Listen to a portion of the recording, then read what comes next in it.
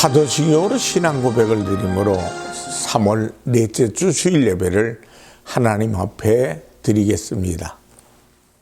전능하사 천지를 창조하신 하나님 아버지를 내가 믿사오며 그 외아들 우리 주 예수 그리스도를 믿사오니 이는 성령으로 잉태하사 동정녀 마리아에게 나시고 본디오 빌라도에게 고난을 받으사 십자가에 못 박혀 죽으시고 장사한 지 사흘 만에 죽은 자 가운데서 다시 살아나시며 하늘에 오르사 전능하신 하나님 우편에 앉아 계시다가 저리로서 산 자와 죽은 자를 심판하러 오시리라. 성령을 믿사오며 거룩한 공회와 성도가 서로 교통하는 것과 죄를 사하여 주시는 것과 몸이 다시 사는 것과 영원히 사는 것을 믿사옵나이다. 아멘. 찬송가 285장으로 하나님께 영광을 돌립니다.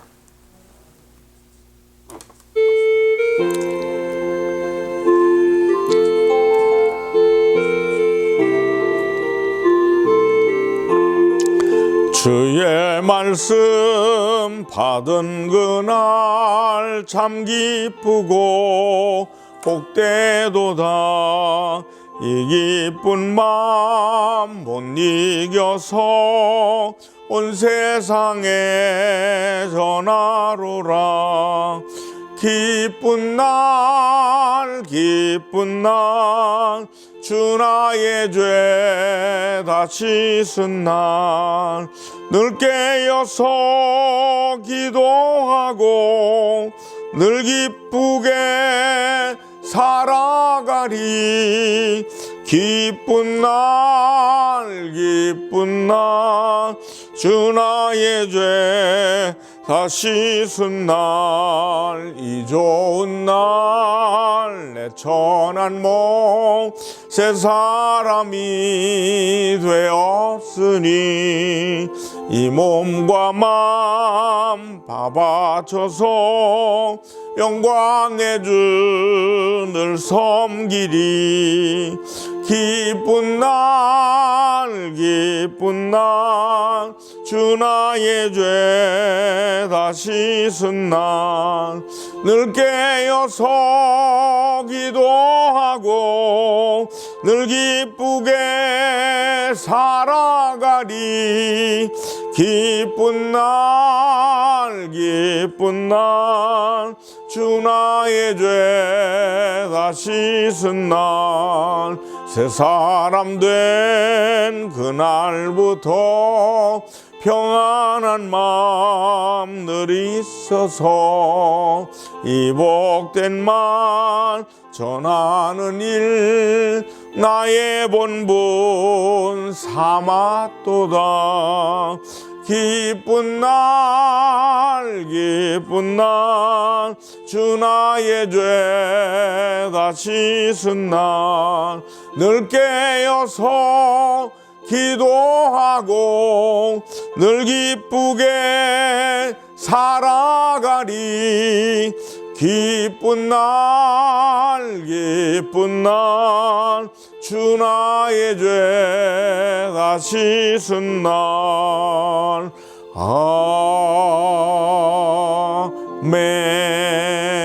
아멘. 기도하겠습니다. 살아계신 하나님 앞에 감사와 찬양을 돌립니다. 하나님께서 이제 다가온 봄날을 우리에게 허락하셔서 살아가게 하신 것 감사합니다. 어렵고 힘든 중에도 용기 잃지 않게 하시고 하나님 지혜를 주신 것 감사합니다.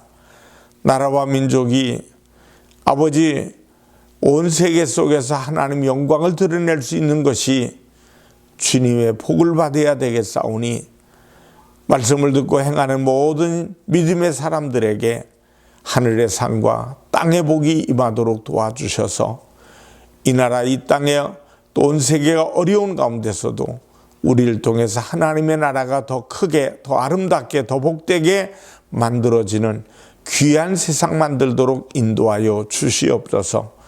병든 자들 고쳐주시고 상처받은 자들 위로해 주시고 말씀을 듣는 자들의 귀한 마음과 생각이 열려지고 우리가 주님 앞에 우리의 삶을 다 내려놓고 주님이 축복하시는 삶 속에 나눠주고 꾸어주는 삶이 이루어지게 하여 주시옵소서.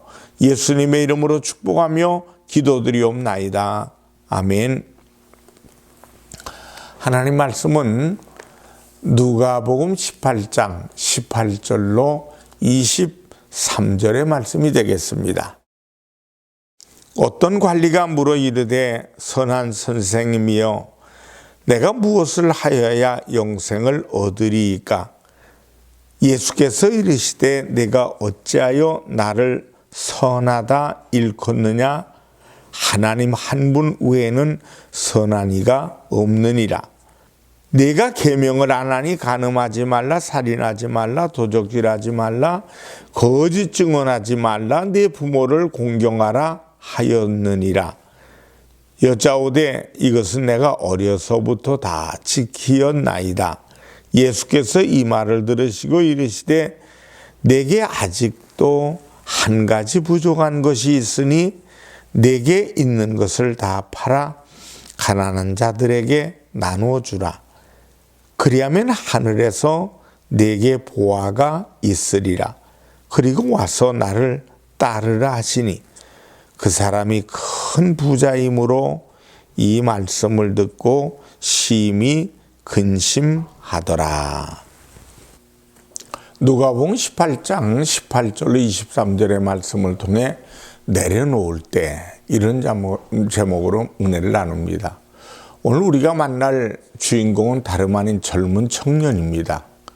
그것도 보통 청년이 아니라 성경에서 지적하는 대로 말한다면 세상에서 인정해 줄 만한 돈이 많은 부자 청년입니다. 이 청년은 부자이기도 하지만 나름대로 권력을 가진 관원이기도 합니다.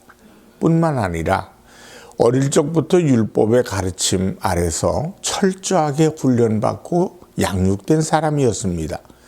정리해 본다면 도덕적으로도 윤리적으로도 대단한 사람이었고 세상적으로 기준으로 볼 때 아무 부족함이 없는 정말 여유 있는 삶을 살아가는 사람입니다. 요즘으로 말하면 최고의 1등 신랑감입니다.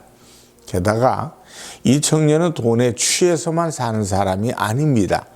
그는 영생에 대한 고민할 줄 알고 영생에 대한 궁금증도 지녔습니다. 이런 사람이 주님 앞에 나왔습니다. 그리고는 느닷없이 내가 어떻게 하여야 영생을 얻을 수 있겠습니까? 하고 주님께 묻습니다. 그렇게도 부족함이 없었고 세상 모든 사람들이 부러워할 정도의 부유한, 그것도 아주 젊은 청년인데 왜 무엇이 부족해서 주님 앞에 나와서 영생 얻을 방법이 뭐냐고 의뢰하는 겁니다. 그는 영원히 고독했습니다. 전도서 3장 11절을 보면 하나님이 모든 것을 지으시되 때를 따라 아름답게 하셨고 또 사람들에게는 영원을 사모하는 마음을 주셨느니라. 그러나 하나님이 하시는 일의 시종을 사람으로 측량할 수 없게 하셨도다 라고 말씀하고 계십니다. 인생은 누구를 막론하고 본향을 사모하게 되어 있습니다. 영혼을 사모하도록 마음을 주신 하나님이십니다. 그분의 섭리하에서 이 부자 청년은 영생에 대한 갈급함을 가지고 주님 앞에 나온 겁니다. 짐승들도 죽을 때가 되면 태어난 곳으로 돌아간다고 합니다. 우리의 본향은 어디입니까? 하나님께서 태초에 천지를 창조하실 때 사람에게 생기를 불어넣으셔서 생명이 되신 것, 이것이 바로 우리의 고향입니다. 죽은 존재를 살아있는 영으로 만들어주신 우리의 창조자, 근원자, 하나님을 향한 그리움이 우리 인간 모두에게 있습니다. 문제는 세상에 취해 살다 보니 영혼에 대한 인식을 빼앗겨버리고 사는 겁니다. 그런데 이 부자 청년은 영생에 대한 고민을 합니다. 그리고 해결하고자 예수님을 찾아와 영생을 얻으려면 어찌하겠습니까? 묻습니다. 영생을 묻는 그에게 아주 간단한 답변을 주님께서 하십니다. 20절의 말씀을 보니 네가 계명을 안 하니 간음하지 말라, 살인하지 말라, 도적질하지 말라, 거짓 증언하지 말라, 네 부모를 공경하라 하였느니라 하셨습니다. 이 답변에는 청년이 아주 자신 있는 대답을 합니다. 21절에 보면 여짜오되 이것은 내가 어려서부터 다 지켰나이다. 이 정도의 율법을 다 지켜냈다는 겁니다. 영생을 얻는 것이 이 정도의 문제였습니까? 하고 대답을 자신 있게 하는 겁니다. 그러나 주님께서는 계속해서 영생을 얻기 위한 말씀을 하십니다. 그런데 어떤 말씀을 하셨는지 23절에 보니까 그 사람이 큰 부자이므로 이 말씀을 듣고 심히 근심하더라. 부자 청년은 근심하며 돌아갔다고 성경은 말씀합니다. 그 이유는 무엇일까요? 왜 근심하며 돌아갔을까요? 부자 청년과 같은 상황이 내게 펼쳐진다면 나는 어떤 행동을 취했을까요? 한번 깊이 생각해 보시기 바랍니다. 첫째, 청년은 영생에 대해 잘못된 오해를 갖고 있었습니다. 청년은 영생을 믿음으로써 얻는 것이 아니라 행함으로 얻는 줄 알았습니다. 그래서 자신 있게 주님을 찾아와 물은 것입니다. 하지만 구원은 행함으로 받는 것이 아닙니다. 내가 이러이러한 일을 행했으니 구원을 받을 수 있다고 착각에 빠지면 안 됩니다. 요한복음 1장 12절에 보니까 영접하는 자, 곧 그 이름을 믿는 자들에게는 하나님의 자녀가 되는 권세를 주셨으니 라고 말씀하고 있습니다. 구원은 예수 그리스도의 이름만으로 받을 수 있는 것입니다. 나의 힘과 능력으로 받는 것이 아니라 나의 재능과 나의 권력과 재물로서 받는 것이 아니라 오직 하나님의 값없이 주시는 은혜이며 은총으로만 얻을 수 있는 것입니다. 그렇다면 영생은 무엇입니까? 요한복음 17장 3절에 영생은 곧 유일하신 참 하나님과 그가 보내신 자 예수 그리스도를 아는 것이니이다 라고 말씀하고 있습니다. 또 요한복음 12장 50절에 보니까 나는 그의 명령이 영생인 줄 아노라고 말씀하고 있습니다. 요한복음 3장 36절에 아들을 믿는 자에게는 영생이 있고 아들에게 순종하지 아니하는 자는 영생을 보지 못하고 도리어 하나님의 진노가 그 위에 머물러 있느니라고 말씀합니다. 요한복음 5장 24절에 내가 진실로 진실로 너희에게 이르노니 내 말을 듣고 또 나 보내신 이를 믿는 자는 영생을 얻었고 심판에 이르지 아니하나니 사망에서 생명으로 옮겼느니라고 말씀하고 있습니다. 영생은 믿음을 통하여 얻어질 수 있는 것입니다.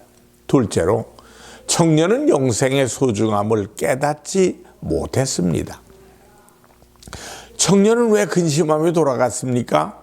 청년은 영생에 대한 관심은 있었지만 영생에 대한 소중함을 몰랐습니다. 영생과 이생의 차이 사이에서 어떤 것이 궁극적인지에 대한 결단을 하지 못했습니다. 예수님께서 청년에게 계명을 열거하시며 이 계명을 지키라 하셨을 때 청년은 자신 있게 대답했습니다. 내가 다 지켰습니다. 그것도 어릴 적부터 다 지켰습니다. 하고 대답을 합니다.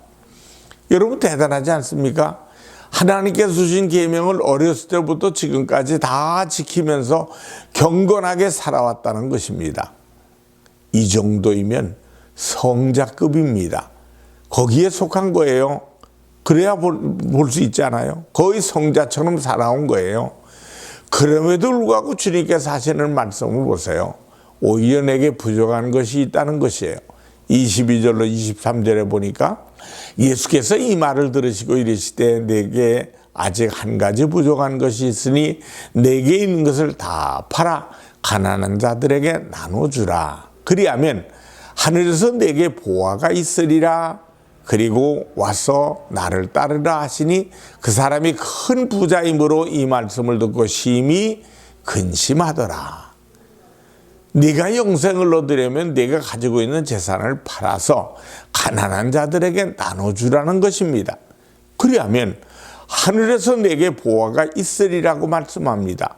여러분, 이것은 무슨 의미입니까? 욕심을 내려놓으라는 뜻입니다. 내려놓으라.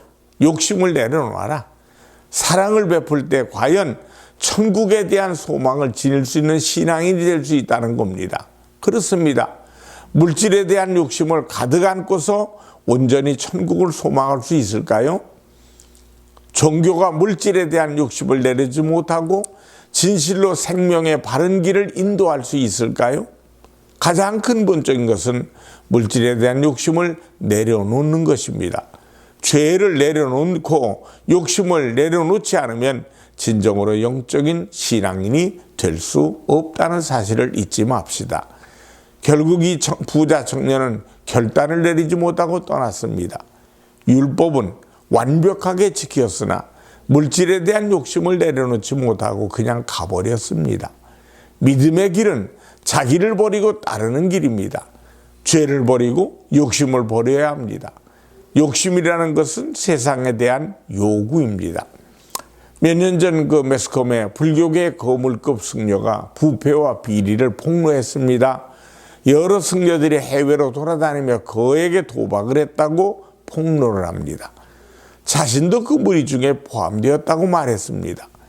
현재 가지고 있는 돈도 많거늘 더 거둬들이겠다고 도박판에 뛰어든 겁니다. 물질에 대해 이렇게 욕심을 부리면서 과연 도를 전할 수 있을까요? 강아지가 웃는다는 거예요. 교회도 마찬가지입니다. 개인도 마찬가지입니다. 주님 앞에 죄를 내려놓아야 합니다. 욕심을 내려놓아야 합니다. 욕심을 내려놓을 때 비로소 영의 것이 보이고 생명의 소중함이 보이고 하나님의 나라가 귀하게 다가오는 것입니다. 예수님께서 이 청년에게 하신 말씀을 잊지 마십시오. 내게 있는 것을 다 팔아 가난한 자들에게 나눠주라. 그리고 나를 따르라. 욕심을 내려놓으라 하셨습니다. 내게 있는 가장 소중한 것들을 베풀어 주라는 것입니다. 주님 앞에 내려놓을 때 비로소 바로 서는 성도가 될 수 있는 겁니다. 그리할 때 바로서는 교회가 될 수 있고 바로서는 정치가가 될 수 있고 이 시간 내 마음의 죄와 욕심을 주님의 십자가에 다 내려놓읍시다. 그리고 주님의 복된 음성을 듣고 돌아가는 여러분이 되시기를 축원합니다. 이탈리아의 밀라노 성당에는 아름다운 세 개의 아치문이 있습니다. 첫 번째 문은 황홀하니 많지 아름다운 장미가 조각되어 있습니다. 그리고 그 밑에는 이런 글귀가 쓰여 있습니다. 기쁘게 해주는 그 모든 것들은 잠시뿐이다. 두 번째 문에는 십자가가 새겨져 있고 그 밑에 이런 글이 쓰여 있습니다. 우리를 고통스럽게 하는 그 모든 것도 잠시뿐이다. 그리고 마지막 한 문에는 이렇게 쓰여져 있습니다. 오직 영원한 것만이 중요할 뿐이다. 기도하겠습니다. 하나님 아버지, 이 땅에 살아가는 동안에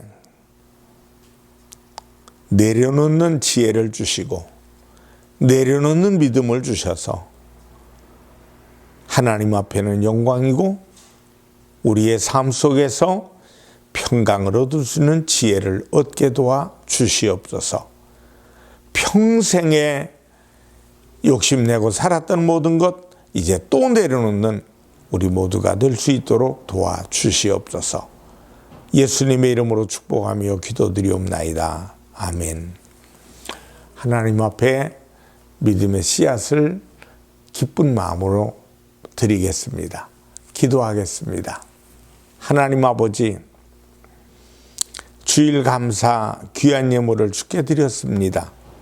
30배, 60배, 100배로 하나님이 갚아주시고 이 물질이 쓰여지는 곳에 하나님의 살아계심이 증거되고 많은 영혼들을 살리는, 그리고 하나님이 세우신 성전에 하나님의 영광을 드러내는 귀한 일들만이 펼쳐지게 도와주시옵소서.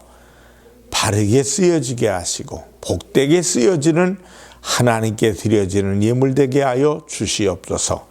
예수님의 이름으로 축복하며 기도드리옵나이다. 아멘. 축도하겠습니다. 지금은 우리 주 예수 그리스도의 은혜와 하나님 아버지의 무한하신 사랑과 성령 하나님의 충만 교통하심이 예배드리며 영광 누리는 모든 이들에게 이제부터 영원토록 함께 하시기를 간절히 축원하옵나이다. 아멘.